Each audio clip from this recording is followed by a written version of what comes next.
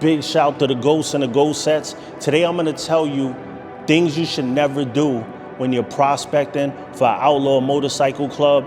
I am gonna tell you the dumb things that I did. We're gonna break down a couple of biker stories. Let's get into it. Shout to everyone out there. Today we're gonna talk about the prospect phase.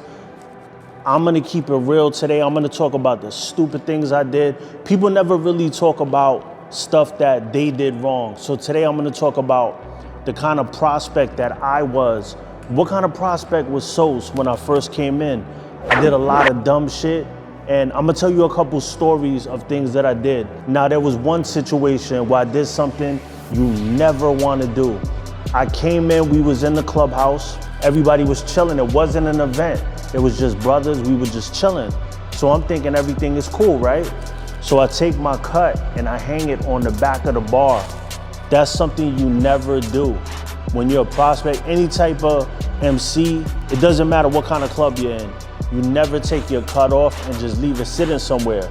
But I had it sitting on the back of my chair, and it's only brothers there. It's not a club event.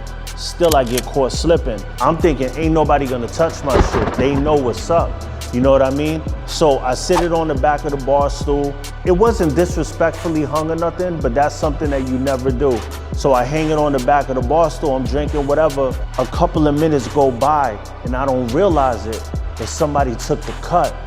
I start spazzing out. I'm like, yo, somebody took my cut. I was not playing. I was a prospect at this time, but still, that's my shit. Like, don't touch my shit. So brothers looking serious, like, oh, I don't know, where'd you leave it at? I'm like, it was sitting right behind me, like somebody literally took it. So certain brothers start laughing. President comes up with the cut, holding the cut. And then the sergeant of arms comes up to me and he's like, yo, you never leave your cut anywhere. You know what I mean? And this is me just stepping in a couple of weeks in. So I shoulda knew. You know what I'm saying? There's no excuse. I shoulda knew. I was in a 99 before that, but I made that mistake. I left it there. The sergeant of arms comes up to me. Yo, you gotta do push-ups if you want it. I'm like, yo, you stupid son, like, give me my cut. Stop playing with me. You know, this is real brotherhood what he did. I was in my feelings. I was acting tough. The brother was like, yo, we brothers, man. I'll get down with you. So he got down, started doing the push-ups. I did the push-ups with him.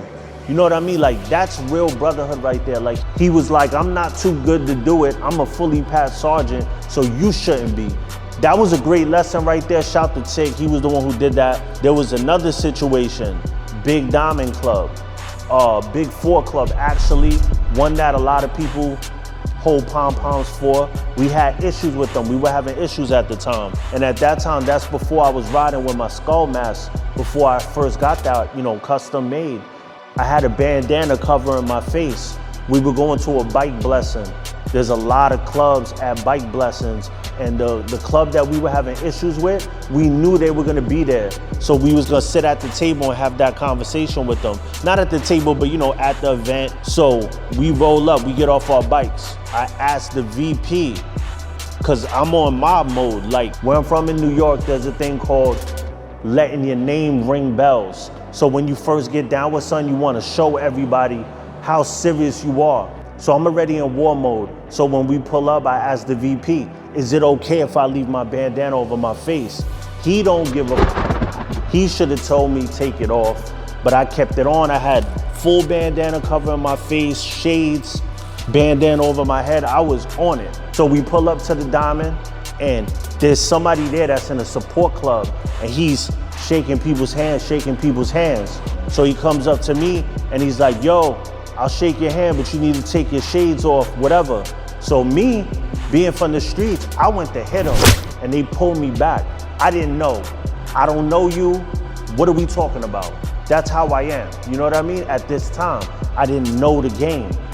So the VP pulls me, he's laughing. He's like, yo, chill. A lot of the brothers pulled me off because I had got in his face and I went to hit him. So because that situation happened, the Big Diamond was like, yo, chill out, we not on that type of time. And it made the situation relax because it was a tense situation where we were beefing with them. That mess up actually was kind of a blessing because it made it where it was like, yo, they on some wild shit. Like, let's just chill out. There was a brother that I was very close with that was in the 99. It was the 99 that I was previously in. Now, I'm not saying any names. We're in the Diamond Club. I'm a prospect. Some of the brothers in my club wanted to do something to him. And I said, yo, that's my bro, leave him alone.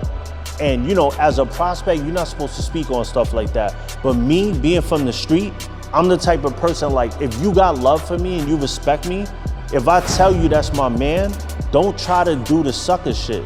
So that's what they tried to do. So what happened was, we were gonna scrap it out. It all gets broken up. It turned into a major thing. Brothers was like, yo, listen, you don't disrespect or fully patch. And I didn't care. I was like, listen, I told you this is my man.